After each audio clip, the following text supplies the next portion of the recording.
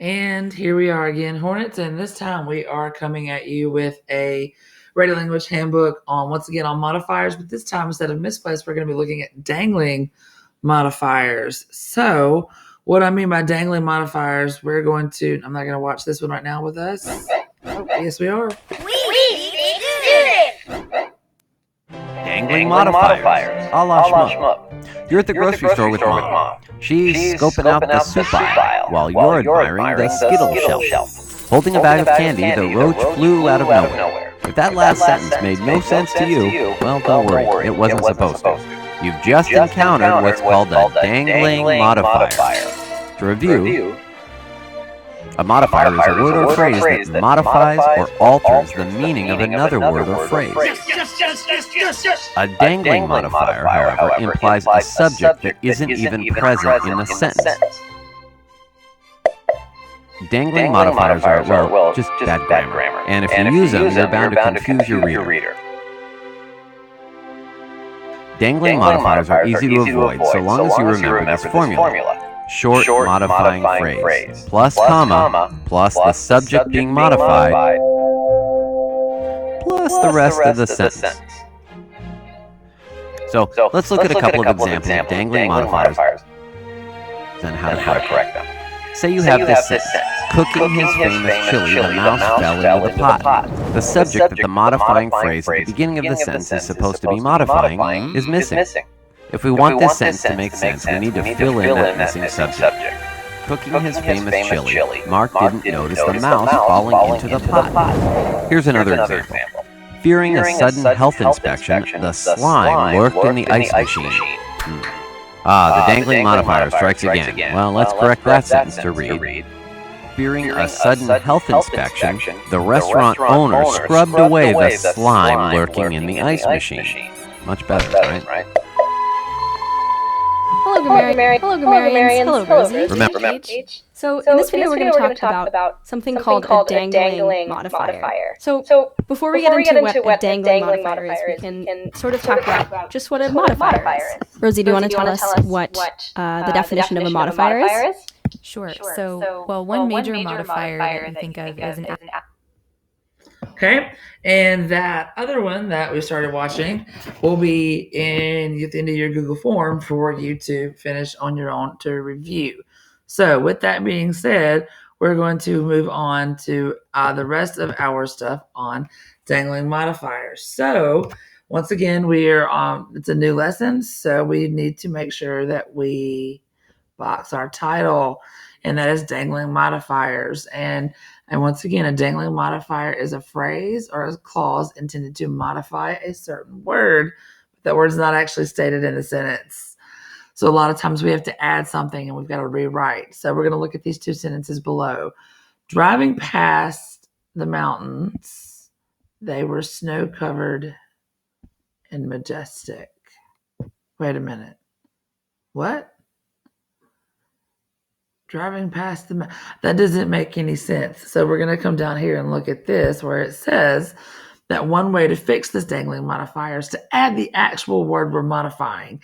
Here it's we. And we're going to say, driving past the mountains, we saw that they were snow-covered and majestic. Right? We go back to the first at the top where it says, after traveling all day, the motel was a welcome sight. Wow, the motel traveled all day? I don't think so. I think that we need to add something. So we're going to rearrange the sentence, and this time we're going to put the modifier at the end of the sentence, and it's going to say the motel was a welcome sight after we had been traveling all day. And that's what we're doing when it comes to modifiers, is adding in those words. For dangling modifiers, we're adding in the subject because it's missing. So for this one, we're going to rewrite each sentence to correct the dangling modifier. So once again, we're correcting the dangling modifier. We're probably going to have to add a subject. So get ready. Okay, yes, you're going to have to rewrite all of these. Don't even ask. Okay, so the first one, sleeping soundly through the night, my bed was comfortable. Well, who slept soundly through the night? Well, we're going to change it and we're going to add that I was comfortable in my bed. Number 2, after eating a good breakfast, the cave tour sounded more fun. Wait. Who ate a good breakfast? Well, I ate a good breakfast. So I'm going to restate it, and I'm going to add this up here where it says after I ate a good breakfast. Just like up here, I said I was comfortable. All right. Number 3, before leaving for the cave tour, the brochure gave us directions.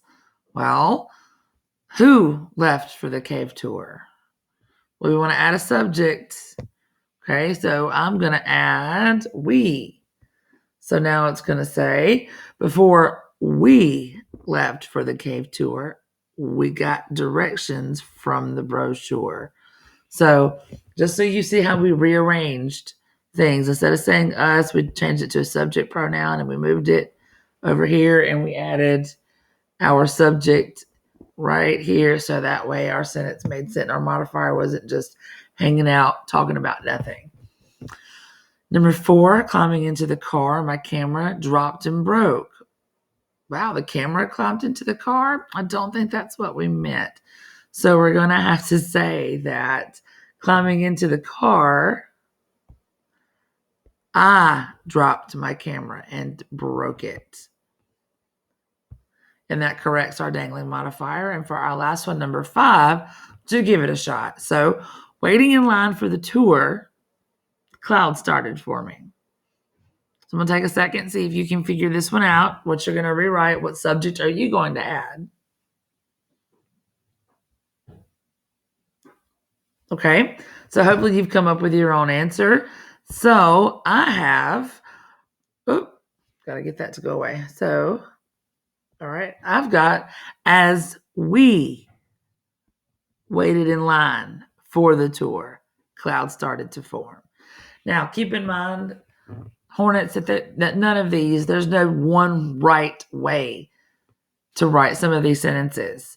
So if yours were a little different than mine, that's fine. If your subject, if you wanted to put your name or your friend's name instead of I or we or us, that's fine. We just want to make sure we're practicing and that all of our clauses have subjects. All right. So if you have any questions, please let me or Miss Brandy know. All right. Thanks, guys.